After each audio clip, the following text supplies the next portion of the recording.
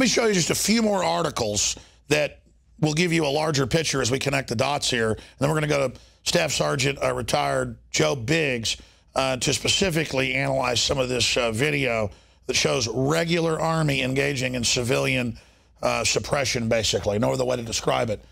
Look at this headline from today that was picked up by DrudgeReport.com. We're going to show a short clip from the larger newscast here in just a moment. Armed Homeland Security agents in community outreach to let people know they're in the area and to remind them about the snitch program.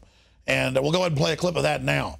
Homeland Security officers tell 90 Your Side they were there as part of their community outreach to let people know that they are in the area. They also were there to remind people that if they see something, say something, especially when they see anything suspicious happening outside of a federal building. Again, it is essential to understand we are seeing an explosion of paramilitary preparation for gun confiscation, martial law, roundup, civil unrest, you name it. Is it the border being collapsed by design? Is that part of it? Clearly. Is it the dollar being deserted worldwide by design? Clearly. Is it war in Ukraine and possible war with Russia? Clearly. The issue is it's George Soros and the globalists on record bragging they're behind the open borders and the open border society, that they're behind the Ukraine takeover, that they're behind ISIS and the Arab Spring. I mean, they are starting what appears to be the beginning of World War III right now. That's where all this leads, and the government is on full drill to lock everything down and come after the American people. So this is really an emergency alert here. And again, a few years ago, we saw these weird internal Homeland Security training videos, and then public ones about see something, say something, where every terrorist was a white business executive. And I said they're rebranding to the Tea Party. Watch. And they've done that now. I mean, you can see it. First internal, saying our new enemy's the Tea Party, white people. Then it goes public. Then it becomes policy. People said, oh, you're just being racist, worried about white people. No. If there's videos where all the terrorists are white people, and then internally they say the enemy's the Tea Party and gun owners, you know what's next. And we were proven right. Well, when it's showing nothing but black people, I've got a big concern as well. I've got a concern if it was showing black, white, Hispanic, Asian. But they're doing it to kind of sell the idea of, well, this is a troublemaking group. The Army's only for them. So the general public will accept it. So they're showing minority communities that we're going to take the rights of whitey. And they're showing, you know, the law enforcement, you know, community that's in some areas, I guess, well, white bastion or whatever. Oh, it's for the blacks. No, folks, it's for everybody. Who was the German preacher that said first they came for the communists and I wasn't a communist, said nothing, and then they came for the labor unions, I wasn't a labor union. Then they came for me, and there was no one else to stand up. This is for everybody. This is about taking your pension funds. It's about taking over. Now, you can look up, again, the Army Times, you name it, admitting that they want to set up Brigade Homeland. That was 6 years ago. They've now done it. They're rolling it out. I mentioned this article, guardsmen to conduct urban training at Arcadia in April. They admitted gun confiscation drill in here, and they got all upset when we said that and reported on it and said that they hadn't said that. We had the colonel on. We've also got FEMA camp prisoners. Again, we mentioned that, using the illegals to prime that pump. We have the governor responding and saying the feds can't do that anymore after Tennessee. So that's the good news, is that you can say no to all this. But for those that are in denial about posse comitatus and what the NDAA has changed in the last few years incrementally to where there's nothing left, I wanted to go to, again, Staff Sergeant Joe Biggs, retired, to give us his breakdown, because he served in Iraq and Afghanistan with a lot of the groups that are now coming home to literally go after the American people. As veterans can't get health care and are getting the word they can't buy guns anymore with no evidence or no reason at all. This is now pointed at us, and the military appreciates these transmissions, because on average I can't imagine a group more informed than Army and Marines, Air Force, you name it, because again, they're decompartmentalized. They're in the middle of this. They see what's happening. Joe, before you analyze these patches for folks, I want to get your take overall. You've been sitting here tonight while we're breaking down this investigative report here and analysis for viewers the last 15 minutes. Any thoughts just overall as a citizen and as a veteran, a combat veteran, seeing all this? Well, one of the things I like that you said is that the veterans overseas are getting ready to come home to this. And it reminded me of the past few days. I have a buddy who's stationed in Japan. I've got another that's in Afghanistan. They can't see a lot of these websites. and they're coming to me and saying, hey, Joe, what's really happening in America right now? What's going on at the border? Why is our police being militarized so much?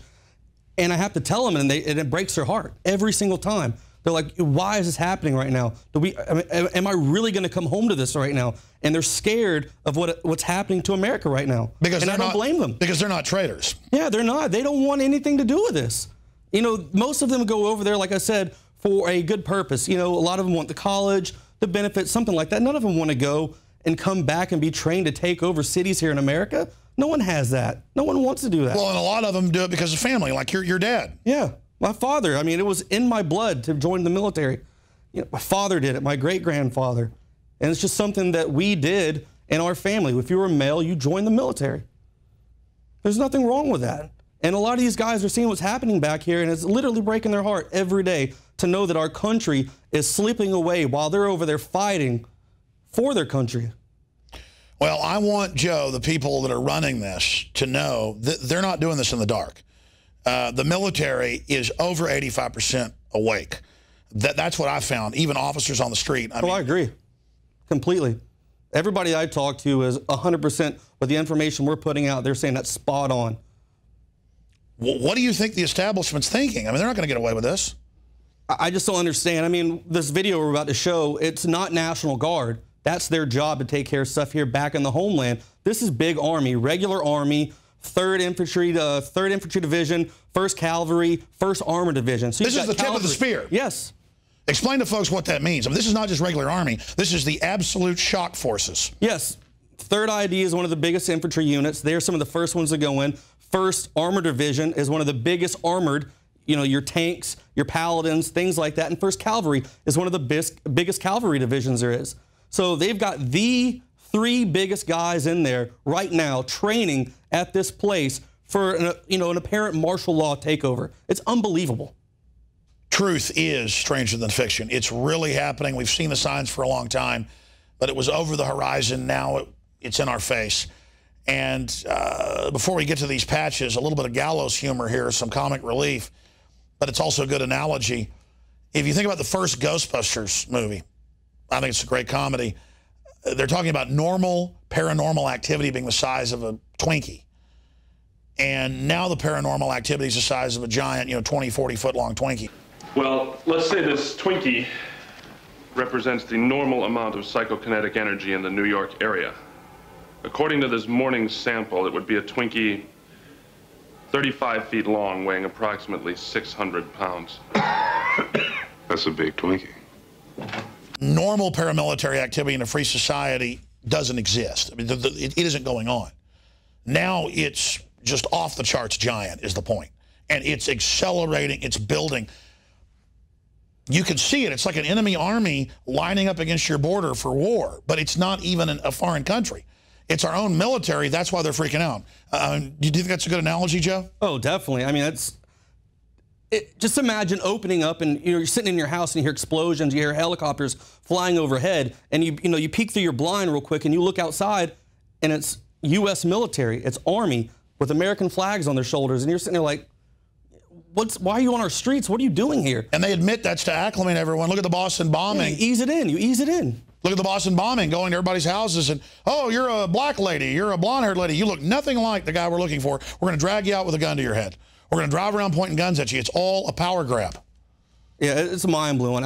Every day, every day that something passes like this, I just don't understand how we're getting to this. What does your gut tell you? Is it all of the collapsing border, the dollar, the stage takeover, or is it one of those things, the collapsing border, war with Russia? Why do you think they've got this in such high gear? Well, the thing with the border, I'm thinking they want to import this poverty. They want to, essentially, we're pulling the Border Patrol agents away from the border, and then they're talking about bringing in National Guard.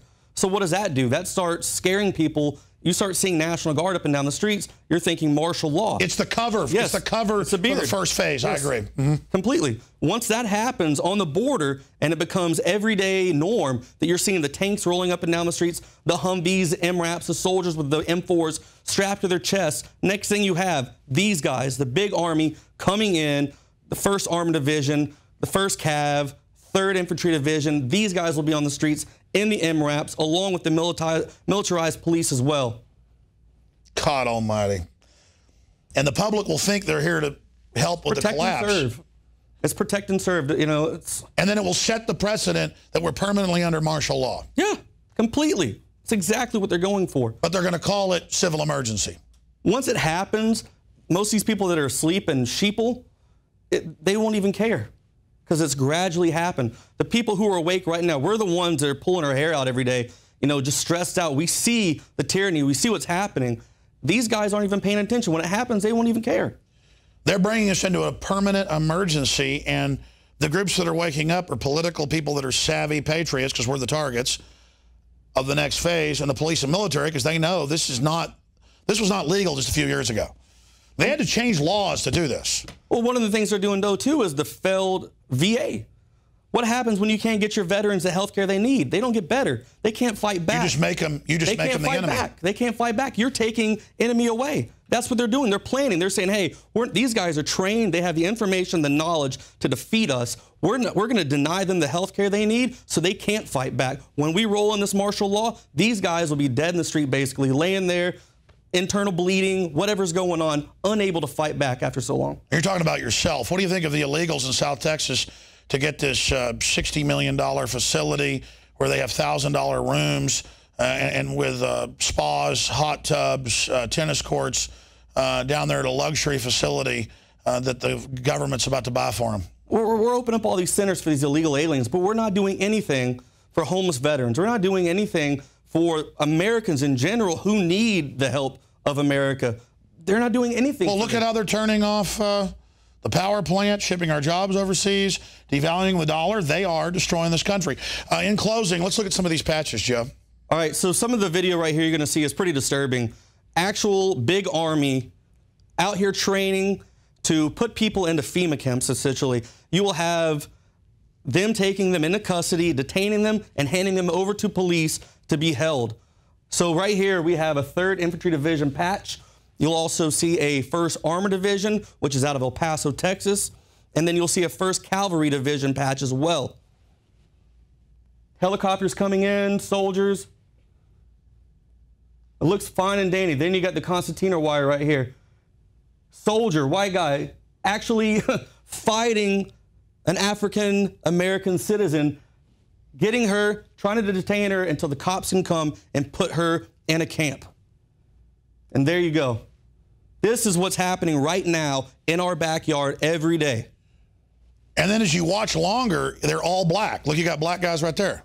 Yeah, they're the only ones that flip over cars and go and riot, apparently. Then they burn it.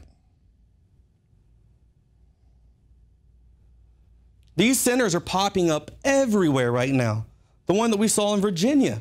There's the Marine base one now that looks more like a rural suburbia kind with the churches and all that as well. And now we have this. This is even more in depth. This is completely mind-blowing. It gives me chills watching this to see the links they're going to, the training they have that they're going through to bring this to our country on our streets. We're going to continue to follow this tomorrow on the radio, 11 a.m. to 2 p.m. Again, this is extended, expanded coverage here on INFOWARS Nightly News. These are the times that try men and women's souls.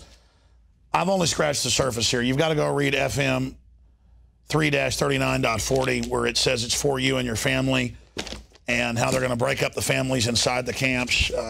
This nightmare will come true if we don't wake up from it and say no.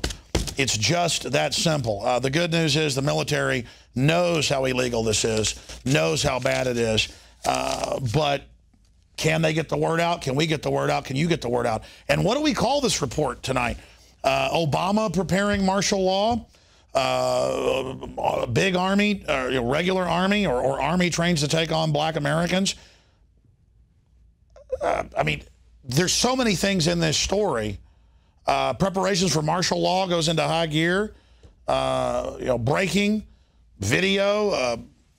Because see, so much of this is headlines, and I share with you our knowledge as viewers